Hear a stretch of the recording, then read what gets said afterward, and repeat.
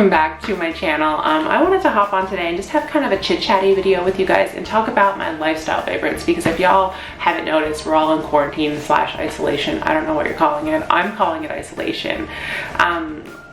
It's been a hot minute since I've left the house and I have a lot of things that I could recommend for you guys to like pass the time away. If you are not working, if you're like me, I'm working my normal 9 to 5, so I only have minimal time to have lifestyle favorites. But I will say things like podcasts on a schedule are coming in clutch, like Mondays, Wednesdays, Thursdays.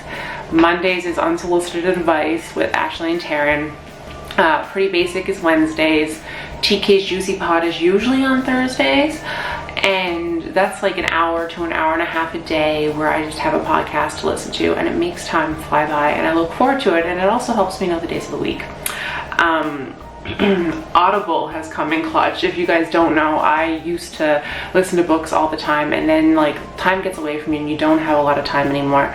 I have a backlog of free books that I had with coupon codes from Audible from like 2 years ago, and like all of the British versions of the Harry Potter books, for example. I mean, each one of those is over 24 hours long, and I've been listening to those. I've been re-listening to the Harry Potter saga. I'm about to start Harry Potter and the Goblet of Fire, and that is 27 hours and something minutes long on Audible. So I've been like listening to like 1 or 2 hours a day while I'm tidying or sweeping or vacuuming or doing whatever, and it's been great.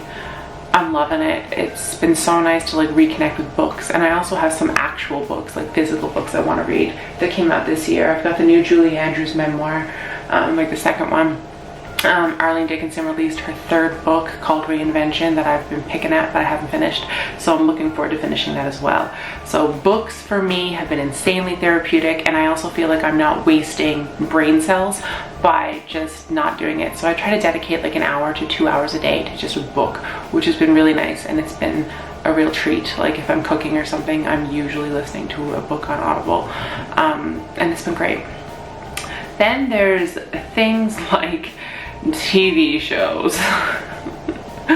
Well, I have an accumulated watch list on Disney Plus, so I've just been picking at like my favorite shows from my childhood. Right now I'm currently watching Disney's Recess. I let myself have an hour or so of that a night, but I've also been into watching old episodes of Blue Bloods, and I've been kind of watching seasons 1 and 2, like just kind of picking at episodes randomly. I really like Blue Bloods. I don't know why. I like the family aspect of it, the family dinners.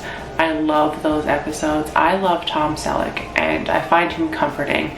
So if I'm having like an anxious day, or if I've had a rough day at work, I like to curl up with supper in bed with Lola and we watch Blue Bloods, and it's great. I have all 10 seasons.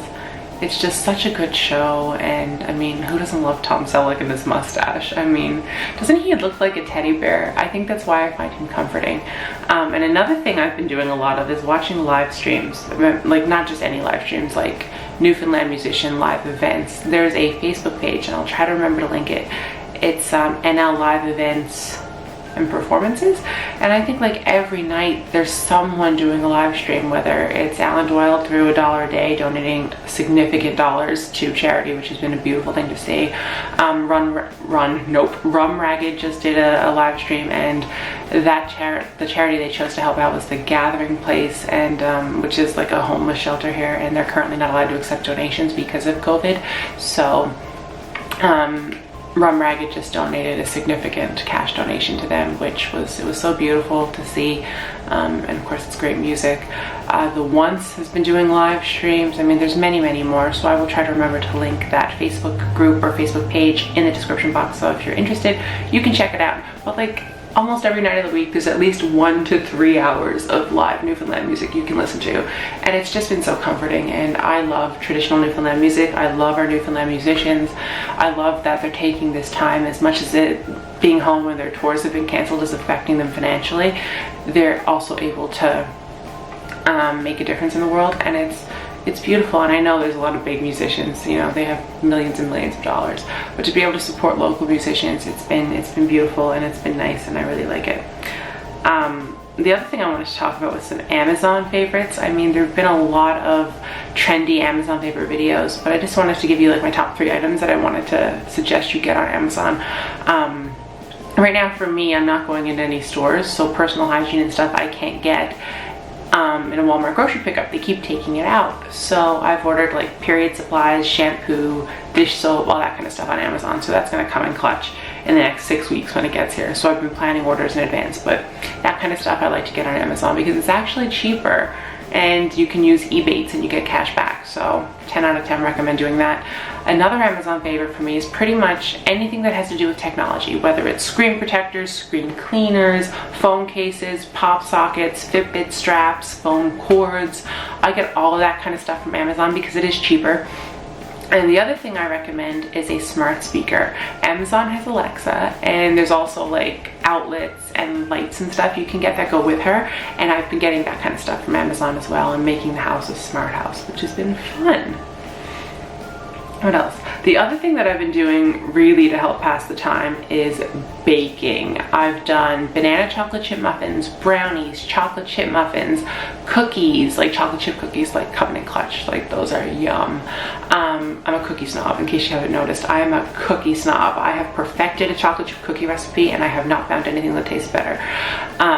Shauna and Josh have requested, mostly Josh I think, peanut butter cookies, and I've done that a couple of times and they've done contactless pickup for those. I'm doing a lot of baking, but I'm not eating a lot of it. Like I get a craving for cinnamon bun, I'll make a batch and then I give away like 3/4 of it. So I've been baking and it's been great. My favorite baking tool of all time is my KitchenAid mixer, and everyone's gonna say, Amanda, that's so expensive. It is.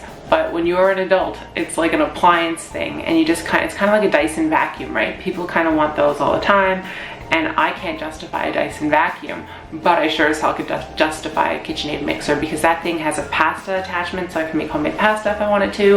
It has a bread hook, so I can do bread dough or cinnamon bun dough. Like, it's really easy, and it's totally 10 out of 10 worth checking out. I think that's it. Another tip I would like to throw out there is just remember that consuming social media is something we all do on a regular basis, but try to limit it because it screws with your mind and it gives you a lot of stress because there's so much doom and gloom, and generally speaking the media only tends to report the bad crap in the world. They don't take the time to report the good stuff as often, so you have to really look for it and you have to look for credible sources.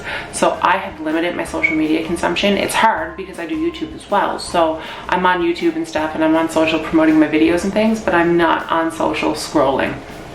If I open Facebook to look for specific information, I'm going to our provincial government, I'm going to our federal government, and they have portals set up to help us and get all the right, concise health information, and Health Canada is a great resource. So I will do my best to link those resources down below if you are in Canada looking for some tips or some updates on the current situations. If you need help, financial aid, the federal government has lots in place. So I 10 out of 10 recommend looking at reliable sources for your information and limiting your social consumption. Now, with all that being said, those are my favorites. That's kind of what I've been doing to stay sane. If you guys have anything that I didn't touch on, please leave it in the comments below. I'm curious to have a conversation with you to see what you guys are doing to stay sane in these very strange times. Give this video a thumbs up if you enjoyed it. Hit subscribe, turn on notifications, and I will see you all in my next video. I love you guys. Bye.